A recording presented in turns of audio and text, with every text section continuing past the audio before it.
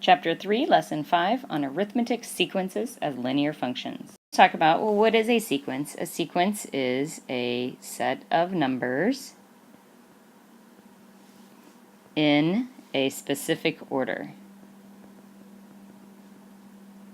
All right, so that we could find the next one. So sometimes we have a sequence and we keep adding 7 to each number. So we could continue to find the next ones. We can see that pattern. They usually have a pattern to a sequence.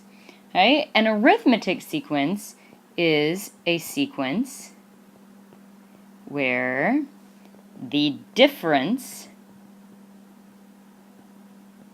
between the terms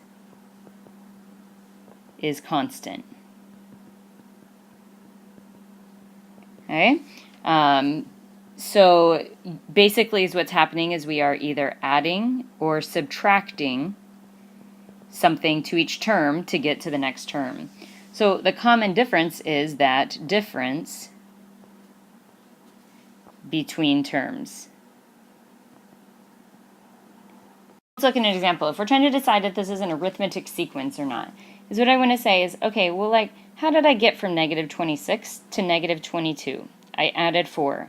How did I get from negative 22 to negative 18? I added 4.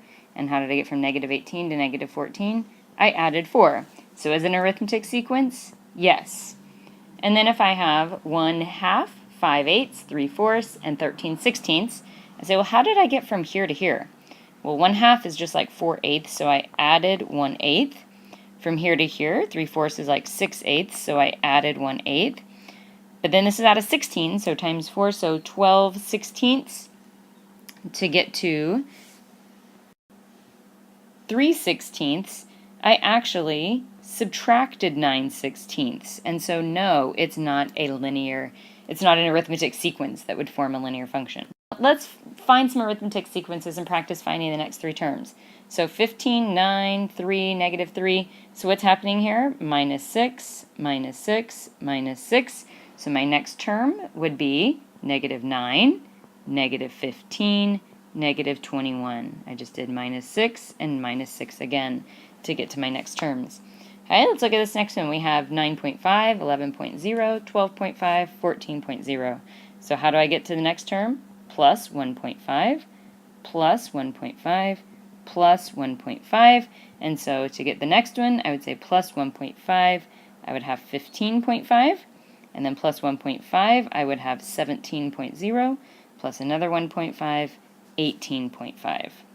Now, let's talk a little bit about kind of in some different terms. So when we're talking about these sequences, the first number that's in the sequence is called the first term. The second number is called the second term, and so on.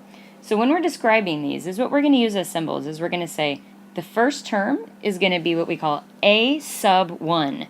It's not a to the first power. It's just meaning the first term.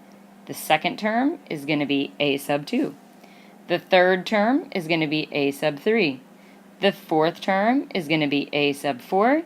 So any term, if I talk about it, the nth term, what we describe as, would be a sub n. It just means the nth term, some term that I'm looking for. It could be 10, it could be 12th, it could be 15th, some term that I'm looking for. So now let's think about how would I describe each of those terms using the first term and the common difference?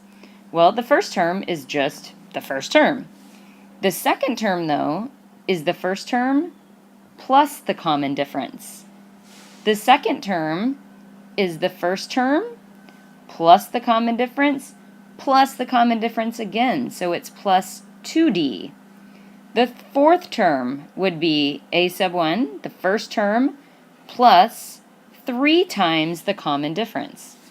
So the nth term, this gets a little bit tricky, we're going to take the first term, and if we notice, let's look up here and we say, for the second term, I just did 1d. For the third term, I did 2d. For the fourth term, I did 3d.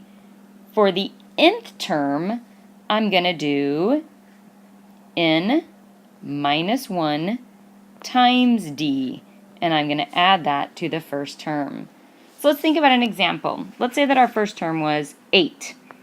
and that our common difference was 3. We were adding 3, plus 3, plus 3, plus 3. So for the second term, I would do 8 plus 3, so I would get 11. For the third term, I would do 8 plus 3, which was the second term, but plus 3 again, or 8 plus 2 times 3. So 8 plus 6 would be 14. The next one, I would do 8 plus 3 plus 3 plus 3 again. And so that would give me 8 plus 3 times 3, or 8 plus 9 is 17. And then to get that nth term, I would do 8 plus, however, 1 less than the n is, so n minus 1 times d. Let's look at how we would actually write an equation then based on that. So let's see, I have this sequence, negative 12, negative 8, negative 4, 0, and so on. And I want to write an equation to find the nth term, any term that I want. So the first thing I want to do is I want to say, okay, so my first term is negative 12. Seems pretty obvious, but that's a sub 1. Then I want to say, okay, what's my common difference here? What's happening each time? Well, I'm doing plus 4, plus 4, plus 4. So my common difference is a positive 4.